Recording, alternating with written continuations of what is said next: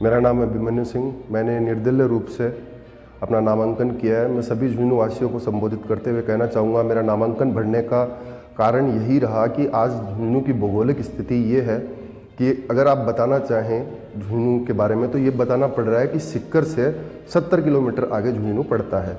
ये कारण अभी स्थिति आप सभी लोग जानते हैं जो स्थिति है हमारे क्षेत्र की। ऐसे में मैं एक साधारण परिवार से आते हुए भी अपना नामांकन कर रहा हूँ ताकि साधारण परिवार की भूमिका राजनीति में दर्ज कराई जा सके।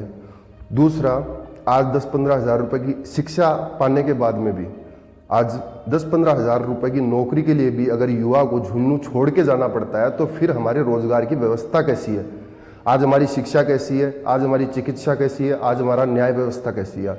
आज तीनों जो मूलभूत अधिकार हैं एक मानव के, उन अधिकारों से अगर इंसान वंचित रहे तो फिर विकास कैसे हो सकता है उस क्षेत्र का। आज चाहे शिक्षा का क्षेत्र हो, चाहे चिकित्सा का क्षेत्र हो, चाहे न्याय का क्षेत्र हो, जब आप विधायक को चुनते हैं समाज की समाज की तर्ज पे जब चुन के एक विधायक जाता है, अगर वो विधायक जाके अगर जायजा ही नहीं लेता है, नहीं खेतान का जायजा लिया जाता है, न शिक्षा स्कूलों का जायजा लिया जाता है, आज कहाँ कहाँ कितने हॉस्पिटल खुल रहे हैं, कौन चला रहे हैं उन हॉस्पिटल को, अगर उनकी मॉनिटरिंग ही नहीं है तो आप कैसे तय कर सकते हैं कि वहाँ इलाज दिया जा रहा है। और फिर जो उसके ऐसे इलाज मिलने के कारण जो भुगतान किए जाते हैं और जो भुगतते हैं जो लोग, उनसे आप पीड़ा समझिए तो आपको मालूम चलेगा कि किस दर्द से हम गुजर रहे हैं। आज न्याय व्यवस्था कैसी है। एक छात्र नेता को दिन दहाड़े मार दिया जाता है, झाझड़िया की हत्या कर दी जाती है, उसके बावजूद हम बेचैन हैं। आप देखिए कि कैसे कैसे एक सुनार को उठा लिया जाता है, गोली मार दी जाती है उसको, उसके माता पिता को धमकाया जाता है। इस तरह का न्याय व्यवस्था है, उसके बाद में भी हम अचेत हैं। तो प्रत्येक नागरिक को आगे आना होगा। ये मुद्दे उठाएगा कौन? एक साधारण व्यक्ति उठाएगा। तो इसलिए मैंने अपना नामांकन किया ताकि एक साधारण व्यक्ति की भूमिका दर्ज हो सके राजनीति में। आप शिक्षा के क्षेत्र में कौन से सुधार करना चाहते हैं? शिक्षा के क्षेत्र में जैसे मैंने शिक्षा ली, आप अपने बच्चों को स्कूल भेजते हैं, आप करते क्या, एक अच्छी स्कूल ढूंढते हैं। मैं झुंझुनू एकेडमी में पढ़ा और वहाँ जैसा बाजारवाद मैंने शिक्षा का देखा तो मैं बाजारवाद शिक्षा का बेहतरीन तौर पे समझता हूँ। तो आप शिक्षा अपने बच्चे को स्कूल भेजते हैं, आप स्कूल भेजते हैं तो तय कर लेते हैं कि एक अच्छी स्कूल है, वहाँ आपने अपने बच्चे को भेज दिया। पर कभी क्या आपने अपने बच्चे से पूछा है कि तुझे कौन सा विषय पढ़ाए जाते हैं, किस शिक्षक के द्वारा पढ़ाए जाते हैं? जब आप यही नहीं जानते कि आपके बच्चों को शिक्षा देने वाला कौन है तो ऐसी सूरत में आप कैसे तय कर सकते हैं कि उसे अच्छी शिक्षा मिल रही है? और ऐसी एवज में जब उन्हीं बच्चों के साथ शोषण होता है, ऐसी घटनाएं होती है जो शर्मनाक होती हैं समाज के लिए, वो इसीलिए हो पाती हैं क्योंकि आप सिर्फ यही समझते हैं शिक्षा का मतलब ये है कि उस बच्चे को आपने एक अच्छी नामी स्कूल में डाल दिया, पर आपको उसके पीछे अध्ययन भी करना पड़ेगा कि मेरा बच्चा क्या अध्ययन कर रहा है। आज क्या एक बच्चे की शिक्षा में ये नहीं होना चाहिए कि वो तैरना सीखे? क्या उसकी शिक्षा में संगीत नहीं है? क्या उसकी शिक्षा में खेल नहीं है? शिक्षा सिर्फ किताब नहीं है। अगर आप देखें तो एक बच्चे की किताब में कितने पन्ने होते हैं? 200। एक दिन का एक पन्ना एक किताब का पढ़ना होता है। बाकी वक्त किस चीज के लिए है? वो पूरी तरीके से दुनिया को समझ सके और उसका विकास हो। और ये जो स्कूलें चल रही हैं चारों तरफ, ये निजीकरण चल रहा है, ये शिक्षा बेचने वाले बेचने के लिए पढ़ा रहे हैं, पढ़ने वाले पेट भरने के लिए पढ़ने जा रहे हैं। तो जब तक शिक्षा को अपन जीवन में एक खुशहाली के तौर पे न लेके आए तब तक शिक्षा एक बोझ की तरह है। और ये बोझ लिए हर बच्चा घूम रहा है और यही बोझ कॉलेज से निकलने के बाद में बेरोजगारी में तब्दील हो जाता है क्योंकि उसे शिक्षा सिर्फ पेट भरने के लिए दी जा रही है और इसलिए वो पेट भरने के लिए पूरे जीवन भर लड़ता रहता है। जबकि जरूरत है कि वो समझे कि शिक्षा का महत्व क्या है, उसकी खूबसूरती को समझे। पर वो खूबसूरती आएगी कैसे? पैसा पैसा, बस पैसे में शिक्षा को, चारों तरफ पैसे के इर्द गिर्द शिक्षा घूम रही है। अब देखिए, और जो ये सरकारी स्कूलें नहीं चल पा रही, इसका कारण यही है कि जब तक, क्योंकि अगर बाजारीकरण नहीं होगा इसका तो फिर सरकारी स्कूलें तो अच्छी चलने लगेंगी। जब निजीकरण करेंगे ऐसी चीज़ों का तभी तो ये न्याय फैल होगा और तभी ऐसे लोग फायदा उठाएंगे। अगर उदाहरण के तौर पे नरेंद्र खिचड़ जी को देखें, उनके खुद की अगर स्कूलें चल रही हैं और उन्होंने इतना पैसा कमाया उन स्कूलों से, अगर वो अच्छी शिक्षा के बारे में सोचने लगे तो फिर उनकी स्कूलें कैसे चलेंगी? अगर आप आज देखेंगे तो बड़े बड़े नेता हैं जितने भी हैं जो पैसा कमा रहे हैं, ये जिन निजी धंधों से पैसे कमा रहे हैं, अगर ये सरकारी तौर पे अगर आपको सेवाएं देने लग जाएं तो इनके धंधे कैसे चलेंगे? फिर चिकित्सा व्यवस्था के बारे में आपकी क्या राय है? चिकित्सा व्यवस्था के बारे में अगर आप देखना चाहें, आप आज पहले कोई व्यक्ति बीमार होता था, बुजुर्ग होता था तो वो हॉस्पिटल जाता था। आज एक बच्चे के जीवन की शुरुआत कहाँ होती है? अस्पताल में। वो पहली बार जब आंख खोलता है तो वो अपना घर नहीं अस्पताल देखता है और वो वहाँ की व्यवस्था देखता है।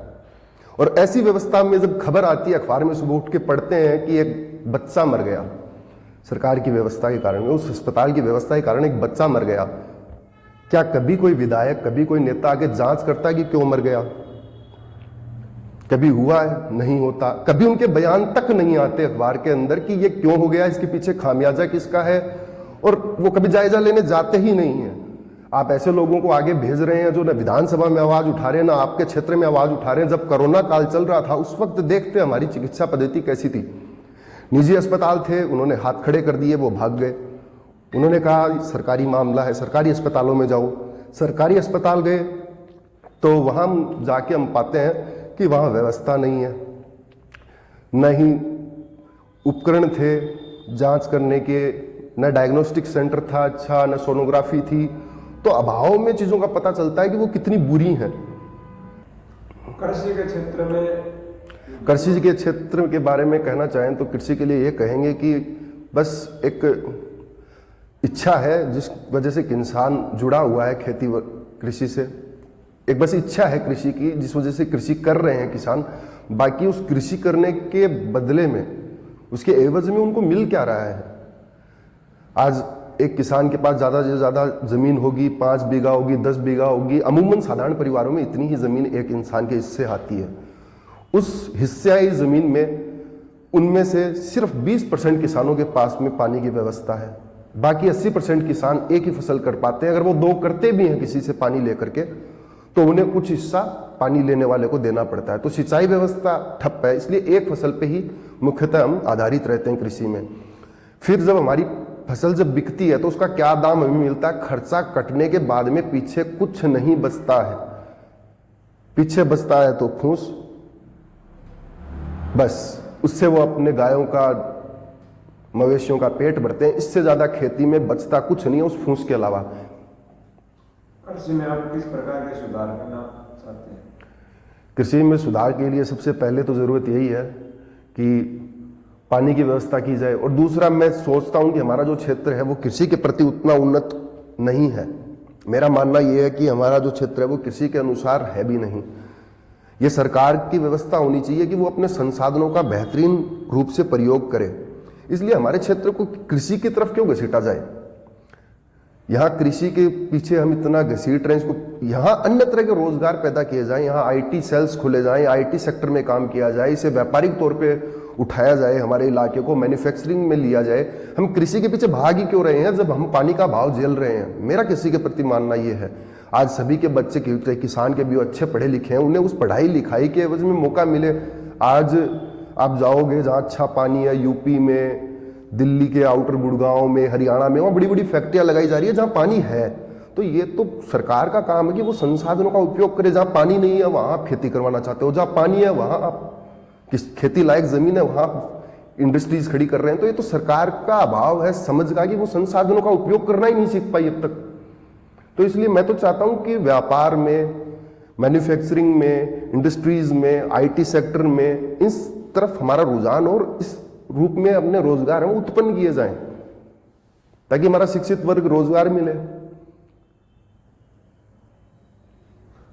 आपको चुनाव लड़ने के बारे में जब आपने विचार किया तो आपने जो चुनाव व्यवस्था है इसके बारे में क्या सोचते हैं? चुनाव की व्यवस्था देखिए ऐसी है, पहले तो होता ये है कि जिसको चुनाव लड़ना होता है वो जाके टिकट खरीद के लेके आता है, फिर उसके बाद में वो वोटर खरीदता है। उसके बाद में अगर वो जीत जाता है तो फिर पार्टी उसे खरीदती है, फिर वो सरकार बनती है। तो इसी तरीके से नीचे से बेचने खरीदने का खेल शुरू होता है और ये ऊपर तक जाता है। आज जैसे झुंझुनू की स्थिति है, यहाँ कोई बीजेपी को वोट दे रहा है, कोई कांग्रेस को वोट दे रहा है, कोई भांबू जी को वोट दे रहा है, कोई विजेंद्र ओड़ा जी को वोट दे रहा है, कोई पंकज धनखड़ को वोट दे रहा है, कोई बबलू चौधरी को वोट दे रहा है। पर कोई ऐसा व्यक्ति मिल नहीं रहा जो ये कहे कि मैं झुंझुनू को वोट देना चाहता हूं। झुंझुनू को वोट कौन दे रहा है, सवाल ये है। और इसीलिए झुंझुनू पिछड़ा हुआ है। ये वर्ग उस वर्ग पे गालियां थोपता है, उस वर्ग इस वर्ग पे गालियां थोपता है। ये थूक उछालने की राजनीति से हट करके झुंझुनू के लिए काम करने की जरूरत है, तब जाके झुंझुनू का विकास होगा। आप झुंझुनू को वोट दीजिए ना, आप किसी को वोट दे ही क्यों रहे हैं? मेरा सवाल तो यही है कि एक बार झुंझुनू को वोट दीजिए, किसी को भी दें पर झुंझुनू को वोट दें, वरना स्थिति वही रहेगी 70 किलोमीटर आगे है सीकर से। झुंझुनू क्या आपके दृष्टि में? झुंझुनू, जितने भी झुंझुनू में लोग रहते हैं उनके लिए झुंझुनू घर ही है। सबसे पहले तो झुंझुनू मेरा घर है, यहाँ लगभग 28 साल मैंने बिताए हैं और घर घर ही होता है। और इस क्षेत्र को देखते हुए मैं ये सोचता हूँ कि हमारे क्षेत्र से बड़े अच्छे अच्छे लोग हुए हैं। बिड़ला जी हैं, डालमिया जी हैं, यहाँ तक कि अंबानी जी हैं, वो अपनी बेटी भी आते हैं यहाँ। तो कुछ तो बात है हमारे झुंझुनू में, पर दिक्कत यह है कि ऐसे लोगों को हम इस्तेमाल ही नहीं कर पाए, नहीं ऐसे लोगों को कभी मौका दिया कि वो हमारे क्षेत्र के लिए कुछ करें। ऐसे लोगों को अगर हमने कभी यहाँ की सरकार ने उनसे संपर्क साधे होते तो वो यहाँ के लिए कुछ करते। जब वो अन्य क्षेत्रों में जाकर वहाँ के क्षेत्रों का विकास कर देते हैं, जैसे रतन टाटा जी ने, जैसे जो जमशेद जी थे, उन्होंने जमशेदपुर को पूरा एक डेवलप्ड डिस्ट्रिक्ट बना दिया। ऐसे में जब ऐसे उद्योगपति हमारे क्षेत्र में है तो ऐसे उद्योगों के लिए उनको प्रेरित क्यों नहीं किया जाता कि वो अपने क्षेत्र में ऐसे उद्योग स्थापित करें? यही मेरा सवाल रहता है। आपका सवाल यह है कि उद्योग धंधे यहाँ लगे नहीं, लेकिन उद्योग धंधों के लगने के लिए आवश्यक जो चीज है, कच्चा माल, लेबर और इंफ्रास्ट्रक्चर, उन तीनों चीजों की आवश्यकता और पूर्ति के बाद उद्योग धंधे लगते हैं।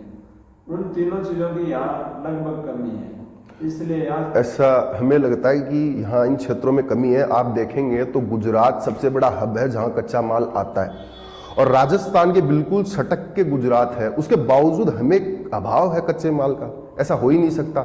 जब यहाँ से जाकर के यूपी में उद्योग धंधे लग सकते हैं, जो गुजरात से कच्चा माल जाने के बाद में अगर यूपी में धंधे लग सकते हैं, उद्योग लग सकते हैं उन कच्चे माल का इस्तेमाल करके, तो गुजरात तो हमारा पड़ोसी राज्य है, ऐसे में हम तो नज़दीक हैं और वहीं से सब कच्चा माल पूरे देश में जा रहा है। तो फिर ऐसा नहीं है कि अभाव है, हम अभावों को दूर कर सकते हैं और बहुत छोटी सी कोशिश के साथ। राजस्थान में भर्ती, सरकारी नौकरियों की भर्तियों में जिस तरह की धांधली लगती है, पूर्व राज्यपाल, असम के राज्यपाल व पूर्व नेता प्रतिपक्ष गुलाब चंद कटारिया ने कहा कि पिछले 15 साल से एक भी ऐसा पेपर नहीं हुआ जो लीक नहीं हुआ, उस पर आप क्या कहेंगे?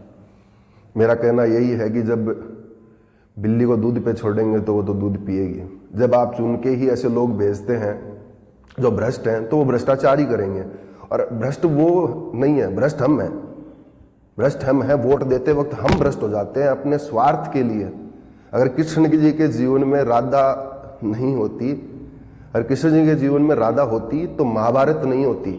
कृष्ण भगवान ने भी अपने निजी हितों को छोड़ा धर्म युद्ध के लिए। अगर आप चाहते हैं कि धर्म हो राजनीति में, तो आपको भी अपनी निजी स्वार्थ को त्यागने पड़ेंगे, और तब ऐसे लोग निकल के आएंगे जो व्यवस्था को स्वस्थ रूप से चलाएंगे।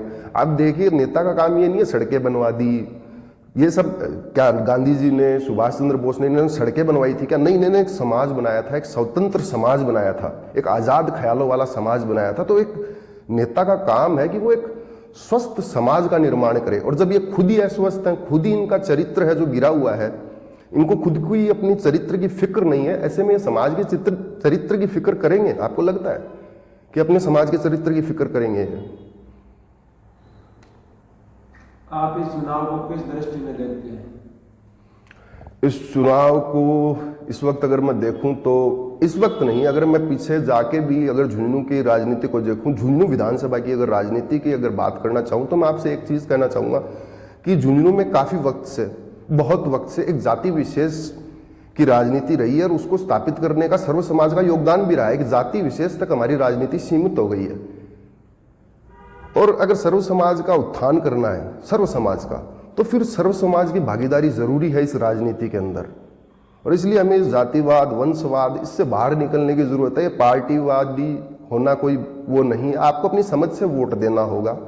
और इस चुनाव को लेकर तो मैं यही सोचता हूँ कि जब ऐसे ऐसे उम्मीदवार देखने को मिल रहे हैं कि सोचना पड़ता है कि इनको टिकट दे कैसे दी गई, दी क्या सोच के दी गई। ऐसे ऐसे उम्मीदवार है। और बाकी जो उम्मीदवार हैं, जितने भी उम्मीदवार हैं, 9 उम्मीदवार हैं, मैं उनको बधाई देना चाहता हूं कि उन्होंने झुंझुनू के हित के लिए नामांकन करने का फैसला किया। बधाई है उनको और कॉन्ग्रेचुलेशन, उनको जीत मिले। आपका जनता को अंतिम क्या संदेश है? यही संदेश पहले था और यही संदेश अंतिम है कि अपने निजी स्वार्थों के चलते वोट मत दीजिए, न मुझे दीजिए न किसी और को दीजिए। झुंझुनू के लिए वोट कीजिए, पहली बार झुंझुनू के लिए वोट कीजिए। झुंझुनू विकास करेगा, आपको वो मिलेगा जो झुंझुनू को चाहिए जब आप झुंझुनू के लिए वोट करेंगे। मैं बिल्कुल आपके जैसे साधारण परिवार से आता हूं और मैंने पहले भी ये कहा कि मैं जीत हार विषय ही नहीं है। मैंने अपनी मनस्थिति से लड़के जब फॉर्म भरा था, मेरी जीत तो उसी वक्त हो गई थी। एक साधारण परिवार के लिए बहुत बड़ी बात है कि वो इस मनस्थिति से उठ के फॉर्म भरता है, अपना नामांकन दर्ज कराता है, जब ऐसे ऐसे दिग्गज और उद्योगपति, ठेकेदार, वंशवाद के चलते राजवंश जब खड़े हों सामने और ऐसे में आप फॉर्म भरे, तो ये बड़ा ही द्वंद्व वाला होता है। पर उस द्वंद्व से जीत करके जब मैंने फॉर्म भरा तो वही मेरे लिए जीत थी। और बाकी मैं तो यही चाहता हूँ जनता से कि वो झुंझुनू के लिए वोट करे। और जैसे कि मैंने कहा, मैं एक साधारण परिवार से आता हूँ, बिल्कुल आपके जैसा हूँ मैं। बाकी आपकी इच्छा है, आप जो चाहें और वोट करें, तो शुक्रिया आपका।